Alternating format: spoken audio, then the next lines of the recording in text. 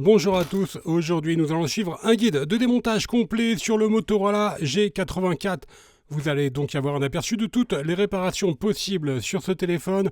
Pour réaliser notre guide de réparation, nous avons utilisé le kit d'outils numéro 1. Vous le retrouverez bien sûr en vente sur Bricophone. Vous retrouvez également toutes les pièces détachées. Je vous rappelle qu'en commandant une pièce sur Bricophone, vous recevrez votre patron d'aide de montage gratuitement. Les retours sont gratuits ainsi que l'assistance technique.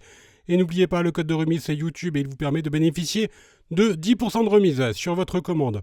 On attribue une note de réparabilité de 14,5 sur 20. C'est plutôt une bonne note pour le G84. Toutes les réparations sont relativement faciles à réaliser chez vous. Et donc, bien sûr, avant de commencer la réparation, n'oubliez pas d'éteindre votre téléphone et de retirer le rack SIM. On va commencer tout de suite par l'ouverture du G84. Pas de surprise si vous avez déjà réparé un téléphone Android, c'est toujours la même opération. On va devoir chauffer la vitre arrière. Pour la chauffer, on vous propose deux solutions.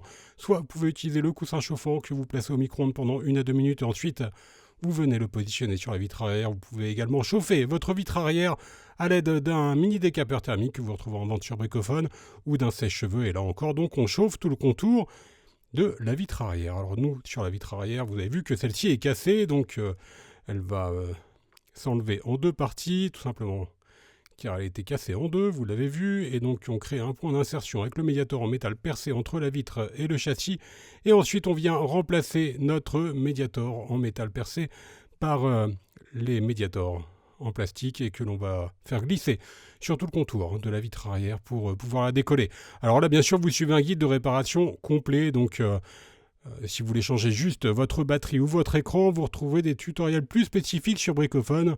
Ce guide va vous permettre, par exemple, de démonter complètement votre téléphone, évidemment, mais également de changer des composants comme le connecteur de charge ou les caméras arrière, par exemple. On retire donc notre vitre arrière et maintenant, on va pouvoir retirer le châssis intermédiaire qui est maintenu par 17 vis cruciformes. Elles font toutes la même taille. Vous pouvez donc les intervertir. C'est un téléphone qui rappelle au niveau de la conception les Galaxy A. Et vous avez 3 vis qui sont cachées sous un sticker. Donc il faut chauffer légèrement pour faciliter. Voilà l'extraction du sticker. Bon, vous pouvez le décoller tout simplement. Vous n'êtes pas obligé de chauffer. Nous, ça fait plus joli lors de la vidéo. Mais sinon, à la maison, vous pouvez enlever directement le sticker. Allez, on a retiré donc nos 17 vis cruciformes. Et maintenant, on va faire levier sur tout le contour du châssis intermédiaire. Donc, il est clipsé tout simplement tout autour du téléphone. On va le déclipser à l'aide du levier. Alors, il n'y a aucune nappe qui est connectée sur ce châssis, donc vous pouvez le retirer très facilement. Et on a accès maintenant direct au connecteur de la batterie. On va donc déconnecter notre connecteur à l'aide du levier. Dans la deuxième étape, on va s'intéresser à la batterie. Alors la batterie, elle est vraiment collée sur le châssis, donc il n'y a pas d'étiquette pour décoller la batterie, enfin plutôt d'adhésif double. On est vraiment obligé de chauffer l'écran pour ramollir l'adhésif qui est situé sous l'écran et donc qui maintient la batterie. Et ensuite, on va céder de la ventouse et de la carte en PVC pour décoller la batterie. Alors celle-ci, elle peut être plus ou moins collée suivant votre téléphone. Faites attention car sous la batterie, vous avez des nappes d'interconnexion. Donc faites vraiment attention quand vous passez la carte en PVC sous la batterie à ne pas abîmer les nappes d'interconnexion. Vous allez voir, on les voit bien là, elles sont sur la droite et la gauche, les nappes d'interconnexion, mais elles sont relativement bien collées au châssis. Donc logiquement, il n'y a pas de risque à ce niveau-là. Maintenant, on va s'intéresser à la partie basse du téléphone. On va retirer notre connecteur de charge et le lecteur d'empreinte digitale. Justement, les nappes d'interconnexion, on vient les déconnecter du connecteur de charge. Vous avez une nappe d'interconnexion et la nappe du lecteur d'empreinte digitale. Ensuite, on retire les deux câbles coaxiaux et on va pouvoir libérer notre connecteur de charge qui est maintenu par une vis cruciforme. Et sur le connecteur de charge, vous retrouverez également un micro et la prise jack, donc le tout en un seul bloc, comme vous pouvez le constater. Il nous reste enfin à retirer le lecteur d'empreinte digitale. Pour cela, on va utiliser la pincette et juste à droite du lecteur d'empreinte digitale, on va retrouver le vibreur. Si vous voulez le décoller, il est préférable de le chauffer au préalable pour faciliter son décollement.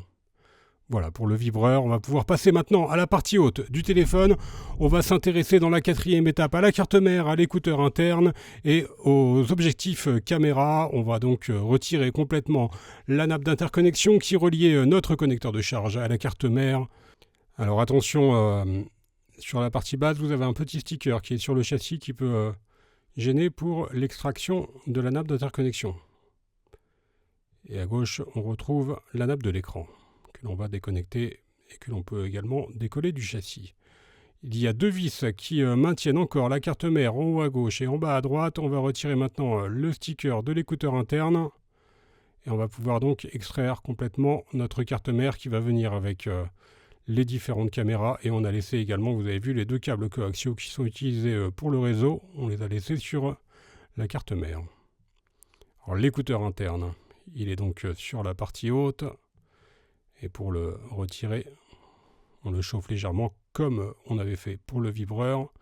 Et ensuite, on va pouvoir l'extraire. Donc l'écouteur interne, il sert évidemment à entendre vos correspondants en communication. Il nous reste maintenant plus qu'à retirer les caméras qui sont encore connectées à la carte mère. Alors elles sont toutes indépendantes les unes des autres, les caméras. Alors évidemment, pour la caméra avant, c'est le cas.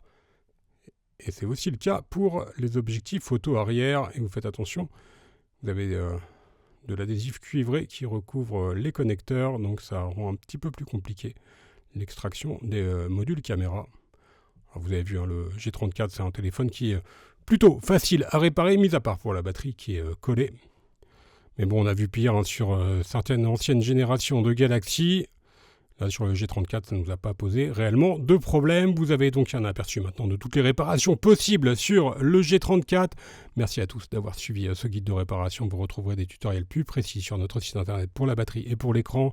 Merci à tous d'avoir suivi ce guide de réparation. N'oubliez pas que vous bénéficiez de 10% de remise avec le code YouTube. Et à bientôt pour de nouveaux tutoriels.